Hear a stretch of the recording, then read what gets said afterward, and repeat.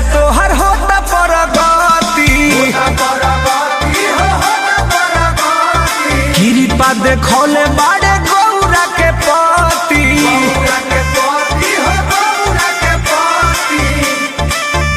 हाँ पहिले से ज्यादा तोहर होता परगति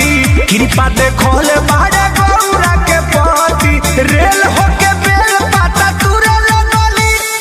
रे बगली जते उड़े लगली रे बगली जते उड़े लगली।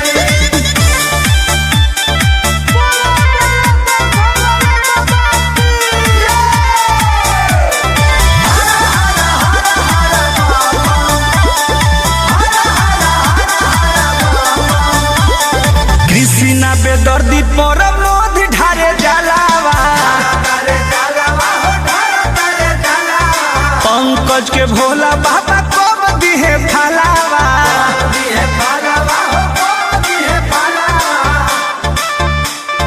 कृष्णा बेदर्दी पर मोद ढारे जलावा